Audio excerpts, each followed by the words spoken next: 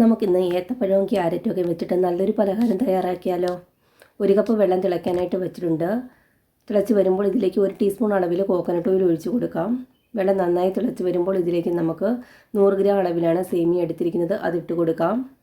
സേമിയ ഒന്നും ഒട്ടിപ്പിടിക്കാതിരിക്കാനാണ് നമ്മൾ ഓയിൽ ഒഴിച്ച് കൊടുത്തിരിക്കുന്നത്. ഓയിലിന് പകരം നിങ്ങൾക്ക് നെയ്യ് വേണമെങ്കിൽ ഉപയോഗിക്കാവുന്നതാണ്. ഇനി സേമിയ വെള്ളത്തിലേക്ക് നന്നായി ഒന്ന് മുങ്ങിക്കിടക്കുന്ന രീതിയിലാക്കി കൊടുക്കാം.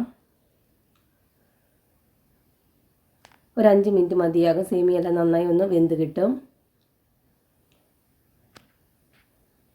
ഇപ്പോൾ ഒരു 5 മിനിറ്റ് ആയിട്ടുണ്ട്. സേമിയെല്ലാം നന്നായി വെന്ത് വന്നിട്ടുണ്ട്. ഇത് നമുക്ക് വെള്ളത്തിൽ നിന്ന് മാറ്റി വയ്ക്കാം. പാൻ ചൂടായതിലേക്ക് 2 ടീസ്പൂൺ അളവിൽ നെയ്യ് ചേർത്ത് കൊടുക്കാം.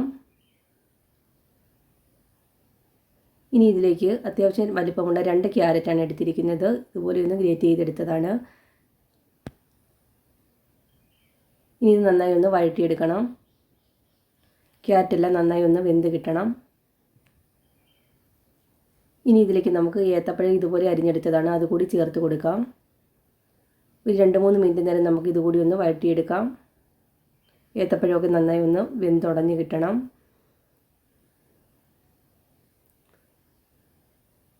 ഇത്രയും മതിയാകും. ഇനി നമുക്ക് ചെറിയ രീതിയിലൊന്ന് തവി വെച്ച് ഇതുപോലെ ഒന്ന് ഉടച്ചെടുക്കാം. നന്നായി അങ്ങ് ഉടച്ചെടുക്കുന്നില്ല, ഇത്രയും മതിയാകും. ഇനി ഇതിലേക്ക് ഒരു 3 ടീസ്പൂൺ അളവിൽ പഞ്ചസാര ചേർത്ത് കൊടുക്കാം. നിങ്ങൾക്ക് മധുരത്തിന് ആവശ്യമുള്ള പഞ്ചസാര ചേർത്ത് കൊടുക്കാം. പഞ്ചസാരയൊക്കെ നന്നായി ഒന്ന് മെൽറ്റായി കിട്ടണം. ഇത്രയും മതിയാകും. ഇനി ഇതിലേക്ക് നമുക്ക് 3/4 കപ്പ് അളവിലാണ് ഞാനിവിടെ പാലെടുത്തിരിക്കുന്നത്. തേങ്ങാപ്പാലാണ് എടുത്തിരിക്കുന്നത്, അതുകൂടി നമുക്കിതിലേക്ക് ചേർത്ത് കൊടുക്കാം. നിങ്ങൾ ആദ്യമായിട്ടാണ് എൻ്റെ ഈ ചാനൽ കാണുന്നതെങ്കിൽ ലൈക്ക് ചെയ്യാനും ഷെയർ ചെയ്യാനും സബ്സ്ക്രൈബ് ചെയ്യാനും മറക്കല്ലേ. നല്ല കട്ടിയിലാണ് പാലെടുത്തിരിക്കുന്നത്. നന്നായി ഒന്ന് ഇളക്കി മിക്സ് ചെയ്ത് കൊടുക്കണം. നല്ല ടേസ്റ്റി ആയിട്ടുള്ള ഒരു പലഹാരമാണ്. ഇതെല്ലാവരും ഒന്ന് ട്രൈ ചെയ്ത് നോക്കണേ.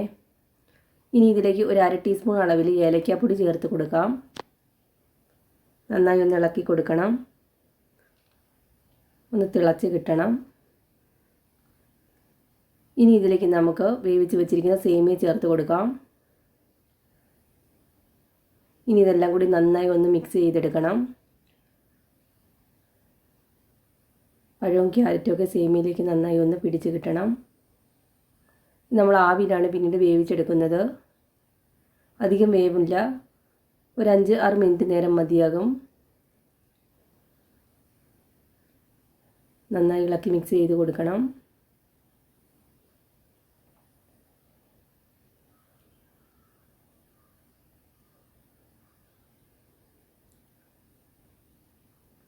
നന്നായി ഇളക്കി കൊടുക്കണം. തേങ്ങാപ്പാലെല്ലാം നന്നായി ഒന്ന് വറ്റി വന്നിട്ടുണ്ട്.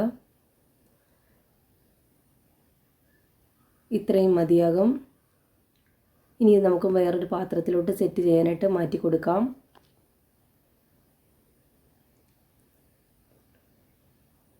പെട്ടെന്ന് തന്നെ തയ്യാറാക്കാൻ പറ്റുന്നൊരു റെസിപ്പിയാണിത്. എല്ലാവരും ഒന്ന് ട്രൈ ചെയ്ത് നോക്കണേ. സെറ്റ് ചെയ്യാനുള്ള പാത്രം റെഡിയാക്കി വെച്ചിട്ടുണ്ട്. ഇനി നമുക്കിതിലേക്ക് ഇട്ട് കൊടുക്കാം. പാത്രത്തിലേക്ക് നമ്മൾ നെയ്യ് തൂത്തെടുത്തതാണ്. ഇനി നന്നായി ഒന്ന് ഷേപ്പ് ചെയ്ത് കൊടുക്കണം. എല്ലാ ഭാഗത്തും ആവത്തക്ക രീതിയിൽ നന്നായി ആക്കി കൊടുക്കണം. അതിനുശേഷം നന്നായി ഒന്ന് അമർത്തി ഇതുപോലെ ഒന്ന് ഷേപ്പ് ചെയ്ത് കൊടുക്കാം.